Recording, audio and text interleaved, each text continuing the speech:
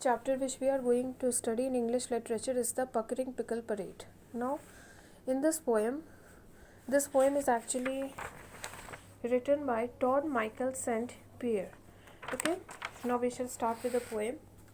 In a place called Pisana, Miss Lana Liana makes a lip-locking lemonade, but the bittersweet bounty of Cucumber County is the Puckering Pickle Parade.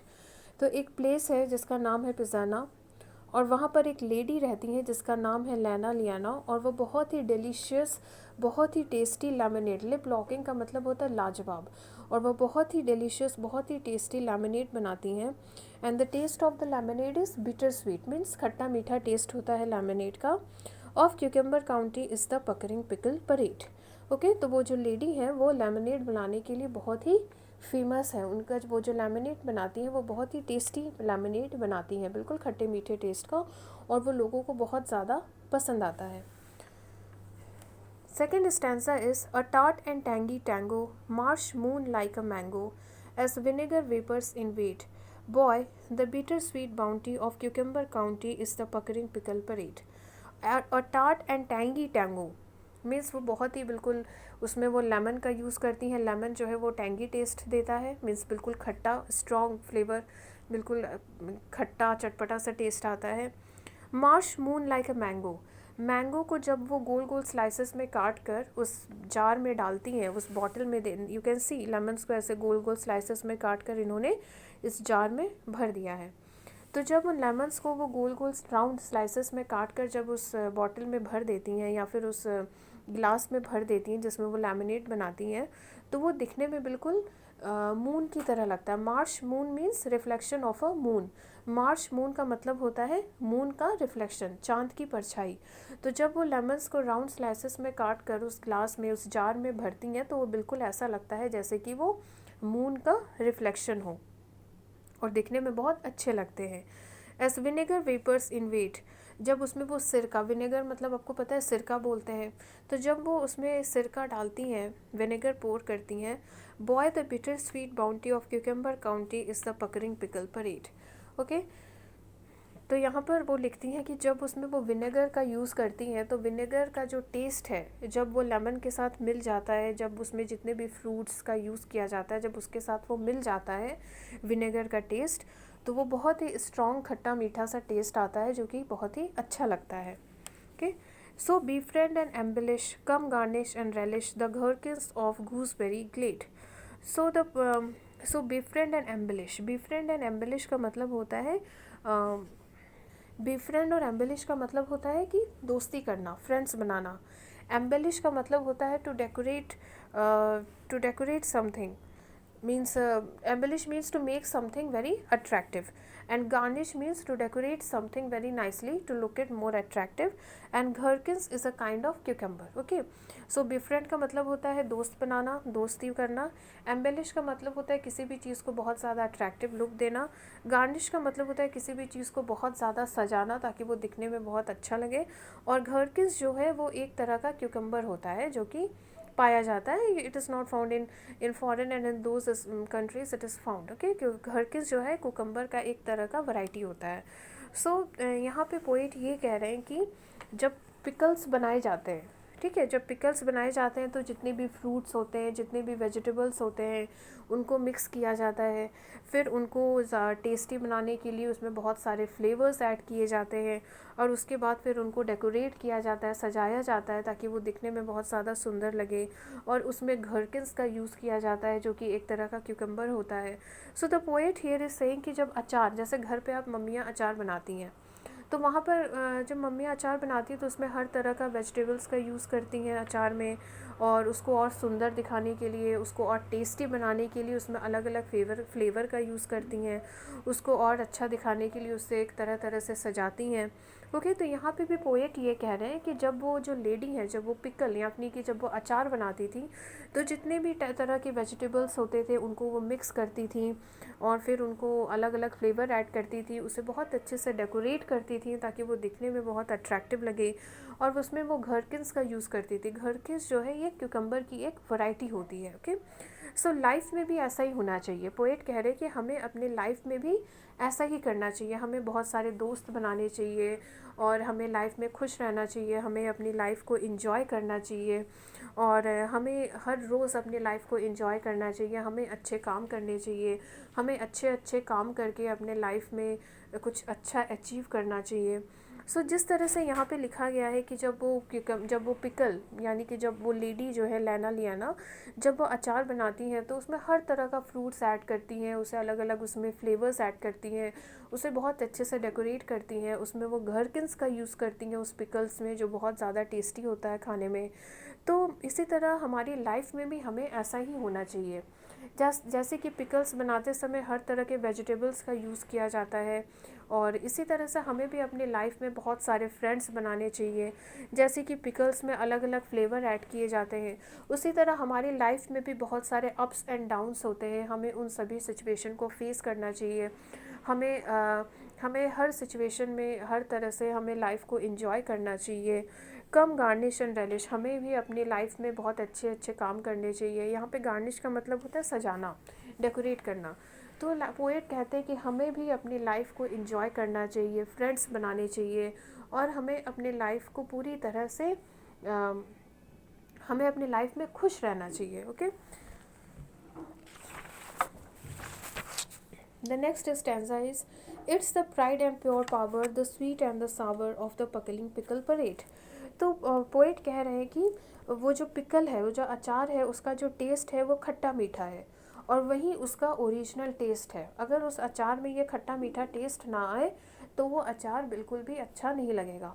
और ये जो sweet and Sawar test है, यही उस अचार, वही उस pickle का प्राइड एंड प्राइड मतलब गर्व महसूस करना, पावर का मतलब उसका मीन्स टू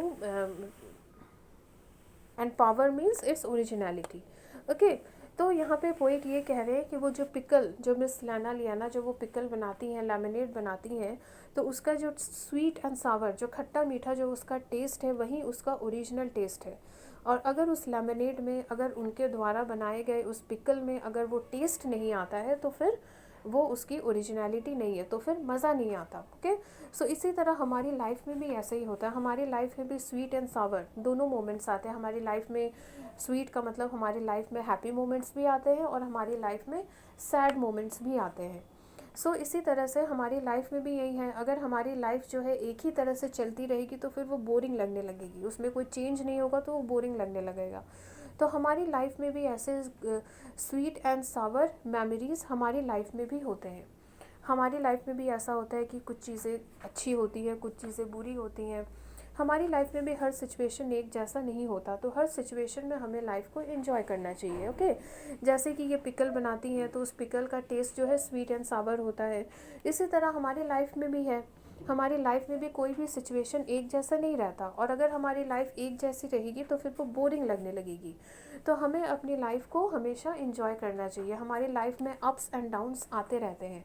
हमारे लाइफ में कुछ स्वीट मेमोरीज़, कुछ हैप्पी मोमेंट्स भी होते हैं और हमारी लाइफ में कुछ बैड मोमेंट्स, कुछ सैड मोमेंट्स भी होते हैं। Okay, the puckering pickle parade, the puckering pickle parade, plums times are hard, dill friends are made at the puckering pickle, pick 3 for a nickel, the puckering pickle parade। Okay, now here's the poet is saying plump times are hard। plump का मतलब होता है कि जब अचानक से हमारे साथ कुछ बुरा हो, कुछ गलत हो हमारे साथ, तो हम बहुत ज़्यादा डिस्करेज हो जाते हैं, हम बहुत ज़्यादा दुखी हो जाते हैं, तो उसे कहते हैं प्लम्प टाइम्स। सो जब भी ऐसा कुछ हमारी लाइफ में होता है, जब हमारी लाइफ में कुछ बहुत बुरा होता है, तो वो बहुत ही हार्ड मोमेंट, बहुत ही डिफ़िकल्ट मोमेंट होता है। उस चीज़ को उस वक्त हमें नहीं समझ में आता कि हम ऐसे इस फेलियर को या फिर ये जो भी एक्सीडेंट हुआ हम उसे कैसे फेस करेंगे। ओके, तो प्लम्प टाइम्स का मतलब होता है कि बुरा वक्त। प्लम्प टाइम्स का मतलब होता है कि बुरा वक्त। ओके, तो यहाँ पर ये लिखा गया है कि जब कि हमारी लाइफ में भी ऐसा होता है, हमारी लाइफ में कुछ कभी कभी कुछ ख़राब इंसिडेंट भी हो जाते हैं, हमारी लाइफ में कुछ बैड टाइम्स भी आते हैं। डिल फ्रेंड्स आर मेड, फिर कभी कभी हमारी लाइफ में डिल फ्रेंड्स का मतलब dill is actually a plant with yellow flowers and it has a strong taste and it is used in cooking as a herb. जो लेडी है लैना लियाना, वो इसमें अचार में डिल का यूज़ करती है। डिल एक तरह का प्लांट होता है जिसमें कि येलो फ्लावर्स होते हैं और उसके जो डिल के जो पत्तियां होती हैं और जो बीज होते हैं उनका यूज़ खाने में किया जाता है क्योंकि उसका टेस्ट जो है वो बहुत स्ट्रॉन्ग होता है। ओके, उसका टेस्ट जो है वो बहुत ही स्ट्रॉन्ग फ्लेवर का होता है और इसका यूज़ डिल का यूज़ ज़्यादातर विनेगर के साथ किया जाता है। तो यहाँ पे जो डिल है एक्चुअली ये खाने की चीज़ है और इसका यूज़ अधिकतर अचार बनाने में किया जाता है, इसका यूज़ हर्ब्स के फॉर्म में भी किया जाता है। ओके, और इसका जो टेस्ट होता है वो बहुत ही स्ट्रॉन्ग होता है। ओके, सो डिल के जो सीड्स होते हैं, जो लीव्स होते हैं, इसका यूज़ खाने में किया जाता है, वो हर्ब्स के फॉर्म में यूज़ किया जाता है, उसको पिकल्स में यूज़ किया जाता है, उसे विनेगर डाल करके उसे स्टोर करके रखा जाता है खाने के लिए। तो यहाँ पे दो मीनिंग्स हैं। पहला मीनिंग तो डिल का मतलब ये है कि एक तो मतलब जो लेडी है लैना लियाना, वो अपने लेमनेड में, अपने पिकल्स में डिल का यूज़ करती हैं ताकि उनके पिकल्स में और लेमनेड में जो फ्लेवर है, जो टेस्ट है, वो बहुत ही स्ट्रॉन्ग टेस्ट आए, बहुत ही अच्छा टेस्ट आए। ठीक है। दूसरा, पोएट ने ये कहा है कि हमारी लाइफ में ऐसे सिचुएशन आते हैं, हमारी लाइफ में कभी कभी बहुत ही बुरे सिचुएशन आते हैं, बहुत ही ख़राब बैड टाइम्स भी, बहुत हार्ड टाइम्स आते हैं, बहुत बुरा वक्त आता है हमारी लाइफ में। और ऐसे टाइम पे हमारे कभी कभी ऐसा होता है कि कोई बहुत ही किसी के साथ हमारी बहुत ही अच्छी दोस्ती हो जाती है, strong friendship, we make strong friends also in our life. हमारी लाइफ में कभी कभी बहुत ही अच्छे दोस्त बन जाते हैं जो कि हमारी लाइफ में आगे बहुत काम आते हैं। Okay, so the poet is saying that plum times are hard dill friends are made. तो पोएट ये कह रहे हैं कि जब हमारी लाइफ में बुरा वक्त आता है तो उसी टाइम हमें अब जो कौन हमारे सच्चे दोस्त है और कौन नहीं है इसका हमें पता चल जाता है, क्योंकि जो ट्रू फ्रेंड्स होते हैं वो हमारा साथ नहीं छोड़ते हैं। अगर हमारे लाइफ में जब बुरा वक्त भी आता है तब भी जो ट्रू फ्रेंड्स होते हैं वो हमेशा हमारे साथ रहते हैं, और जो लोग मीन होते हैं, जो लोग सेल्फिश होते हैं, वो उस वक्त हमारे साथ छोड़कर चले जाते हैं। So the poet is saying that when plum times are hard dill friends are made.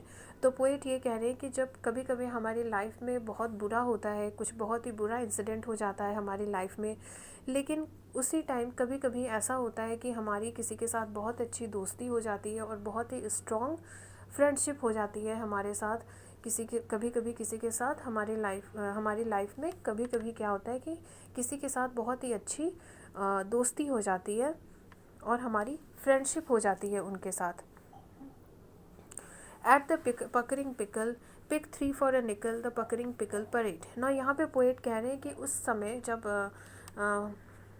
उस समय पहले के टाइम पे जो जो पिकल जो पिकल होता था,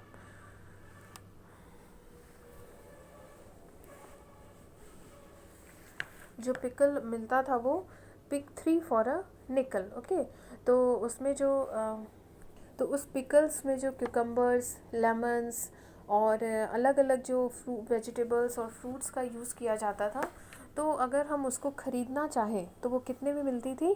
pick 3 for a nickel. Nickel here means a metal coin. Nickel का मतलब यहाँ पर है मेटल कॉइन। तो पोएट कह रहे हैं कि उस समय पहले के टाइम पे एक मेटल कॉइन दे करके हमें पिकल यानी कि अचार के 3 पीसेस मिलते थे। We use to get 3 pieces of those pickle of any of them. Okay, किसी भी, चाहे वो लेमन हो, क्यूकम्बर्स हो, whether it be some other fruits और वेजिटेबल्स, चाहे वो कोई भी फ्रूट एंड वेजिटेबल का पिकल बना हो।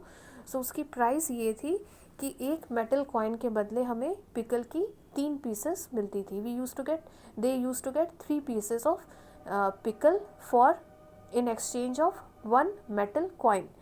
तो 1 पैसे या फिर 1 मेटल कॉइन के बदले में उन्हें पिकल की 3 पीसेस मिला करती थी। Okay, so the complete explanation of this stanza, once again I want to explain you. The puckering pickle parade, the puckering pickle parade. Plum times are hard, dill friends are made at the puckering pickle. Pick 3 for a nickel, the puckering pickle parade. So the poet is saying that plum times are hard. जब हमारी life में बुरा वक्त आता है तो उस समय हमारी सिचुएशन बहुत ज़्यादा डिफ़िकल्ट हो जाती है। Dill friends are made. कभी कभी ऐसा भी होता है कि कि ऐसी सिचुएशन में हमारी लाइफ में किसी किसी के साथ हमारी बहुत ही अच्छी स्ट्रॉन्ग फ्रेंडशिप हो जाती है. Okay. Then dill has two meanings here. यहाँ पे डिल का मतलब दो है. एक डिल तो ये है कि dill is a kind of a plant which has yellow flowers and the seeds and leaves of the dill is used in cooking as a herb, and it is also added to vegetables, and sometimes it is stored in the vinegar. dill जो है एक तरह का plant होता है जिसमें yellow colours के flower होते हैं, और डिल के जो लीव्स और सीड्स होते हैं इनका यूज़ कुकिंग में किया जाता है as a herb, and it has a very strong flavour. इसका फ्लेवर जो है बहुत ही स्ट्रॉन्ग होता है, and it is also used in the cooking the vegetables also, and it is also stored in bottles with the by putting the vinegar डाल करके इन्हें store करके भी रखा जाता है. So here the meaning of dill, अगर हम पिकल के अकॉर्डिंग समझे, पिकल्स में डिल का यूज़ किया जाता है, उसका मीनिंग डिफरेंट है. वो एक तरह का लीव होता है, एक सीड होता है, but according in terms of our life. लेकिन अगर हम अपनी लाइफ के अकॉर्डिंग, हमारी लाइफ में जो कुछ भी होता है, अगर उसके अकॉर्डिंग अगर हम इस वर्ड को अगर हम रेफ़र करते हैं तो उसका मीनिंग ये होता है that it means we have sometimes we develop a strong friendship with some other person. तो कभी ऐसा होता है कि हमारे लाइफ में कुछ बुरे इंसिडेंट्स होते हैं, कुछ बुरे सिचुएशंस आते हैं, डिफ़िकल्ट सिचुएशंस आते हैं, और फिर ऐसा भी होता है कभी कि हमारी कभी कभी किसी के साथ बहुत ही अच्छी दोस्ती हो जाती है, बहुत ही स्ट्रॉन्ग फ्रेंडशिप हो जाती है, जो कि आगे जाकर हमारे बहुत काम आते हैं. So it has two meanings in terms of life and in terms of pickle. तो इस वर्ड के दो मीनिंग्स हैं. In terms of pickle, it means it is a plant which whose leaves and seeds are used in the pickle. अगर आप plant के according अगर आप देखें तो फिर डिल जो है एक तरह का पेड़ होता है जिसके लीव्स और सीड्स जो है वो कुकिंग में यूज़ किया जाता है, पिकल्स में यूज़ किया जाता है, मेडिसिनल हर्ब्स के फॉर्म में यूज़ किया जाता है. लेकिन डिल का मतलब यहाँ पर है something very strong. Okay. So dill friends are made. Dill friends are made means sometimes we make very strong friendship with some other person who help in our life in times of need. कभी कभी हमारी life में जब बहुत बुरे situation होते हैं तो हमारी कभी कभी किसी के साथ बहुत ही अच्छी स्ट्रॉन्ग फ्रेंडशिप हो जाती है, जो कि आगे जाकर हमारी लाइफ में बहुत काम आते हैं. Okay. So it has two meanings. तो यहाँ पे डिल के दो मीनिंग्स हैं. एक तो होता है जो पेड़ होता है जिसके लीव्स और सीड्स जो है पिकल्स बनाने में, कुकिंग में काम आते हैं, और एक मीनिंग होता है strong. Strong means here refers to the strong friendship with someone. At the Pickering Pickle, pick three for a nickel, the Pickering Pickle Parade. Pick three for a nickel means the poet is saying that in those days they used to get 3 pieces of pickle in exchange of one metal coin. उन्हें एक metal coin के बदले में pickle के 3 pieces मिलते थे. Okay. Last stanza. When it's 1:14 in the shade, oh the bittersweet bounty of Cucumber County is the Pickering Pickle Parade. Okay. When it is 1:14 in the shade, 1:14 is actually the time. So when the time is 1:14, जब 1:14 का time हो जाता है और उस cucumber को, क्योंकि आप जानते हैं घरों में अचार बना करके बाहर रखा जाता है धूप में, और फिर शाम के वक्त उसे घर में लाया जाता है. So here also the same thing is written. जब टाइम होता है 1:14, जब 1:14 का टाइम हो जाता है और धीरे धीरे जो है धूप जाने लगती है, तो फिर वो जो क्यूकम्बर जो पिकल का जो जार होता है उसे फिर अंदर शेड में ला करके रखा जाता है 1:14 के बाद. Okay.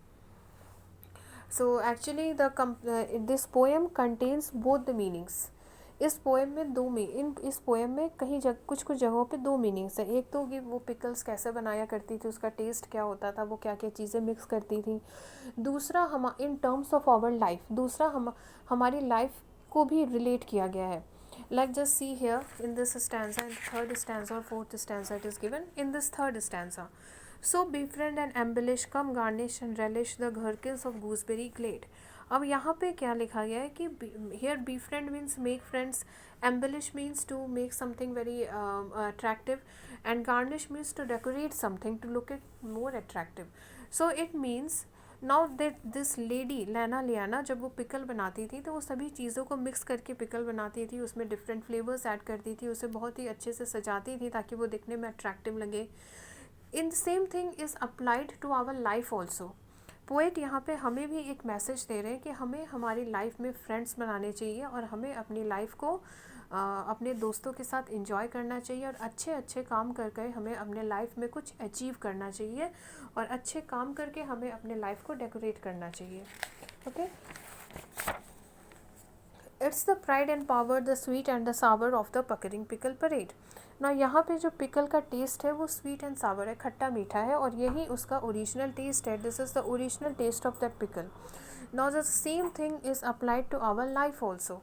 Same thing is the same चीज़ हमारी लाइफ पे भी अप्लाइड होती है. If the things will go on in the same way then we will get bore. अगर हमारी लाइफ में भी कोई भी चीज़ एक ही तरह से कंटिन्यूसली चलती रहेगी तो फिर हमारी लाइफ जो है वो बोरिंग हो जाएगी.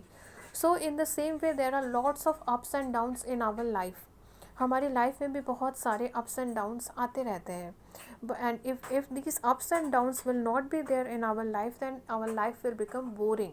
अगर हमारी लाइफ में ये अप्स एंड डाउन्स नहीं आएंगे तो फिर हमारी लाइफ भी बोरिंग हो जाएगी. अगर कोई चेंज नहीं होगा, if the things will remain constant then it will become boring. अगर चीज़ें एक ही जगह पे सेम रहेंगी, कांस्टेंट रुकी रहेंगी, तो फिर लाइफ जो है बोरिंग हो जाएगी. तो अगर हमारी लाइफ में चेंजेस आएंगे तब तो ठीक है, लेकिन अगर एक ही तरह से अगर लाइफ चल रही है then it is not the good thing. So the taste of that pickle is the sweet and sour. So the same thing is applied to our life also. In our life also there are sweet moments, there are happy moments and there are embarrassing and sad moments also. हमारी life में भी ऐसा ही होता है कि कभी कुछ अच्छे मोमेंट्स भी होते हैं तो कुछ बुरे मोमेंट्स भी होते हैं. So it is the pride of our life. In the same way as the sweet and sour taste is the pride of a pickle. जैसे कि जो स्वीट एंड सावर टेस्ट है वो लेडी लैना लियाना की पिकल का ओरिजिनल टेस्ट है. It is the taste of our original pickle, sweet and Sawar.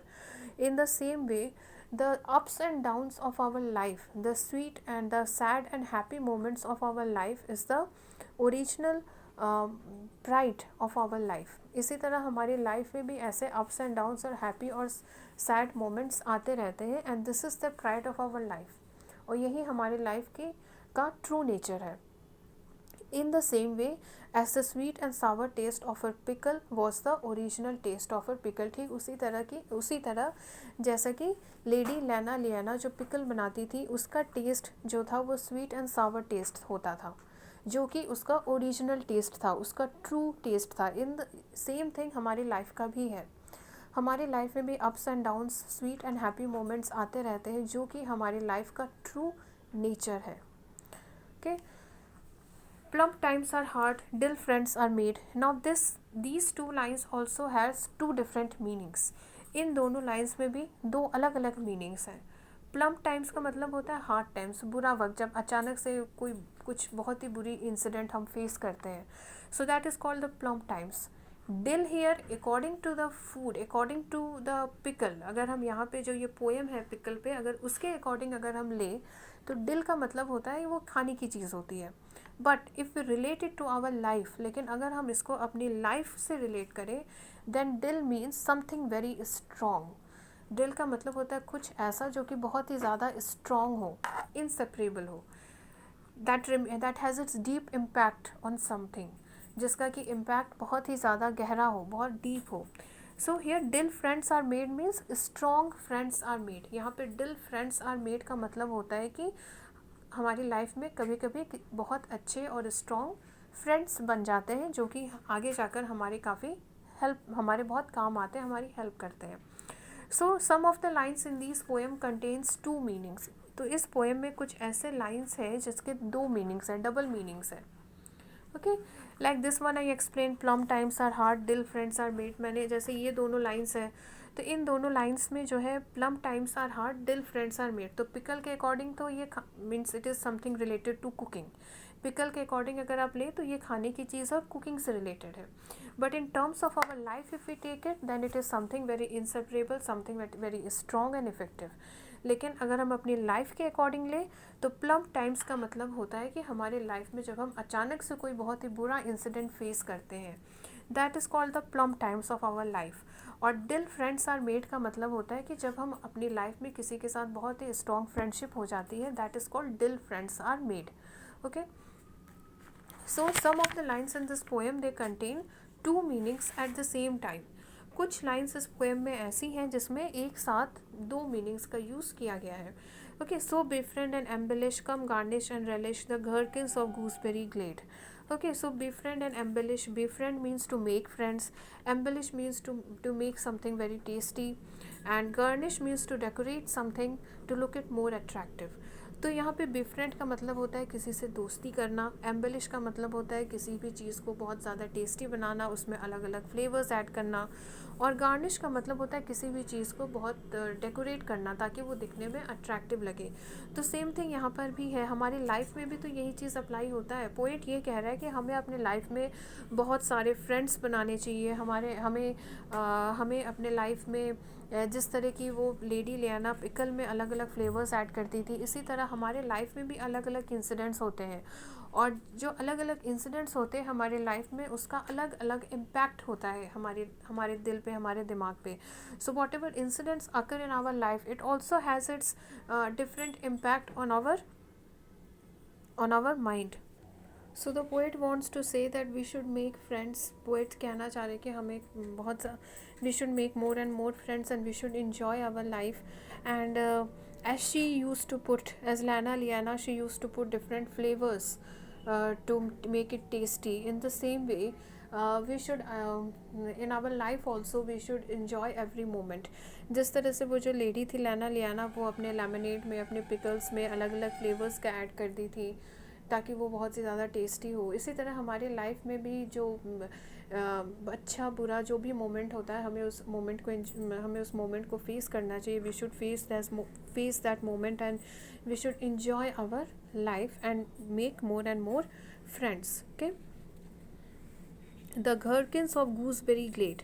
The gherkins of gooseberry glade here means gherkins is a kind of cucumber.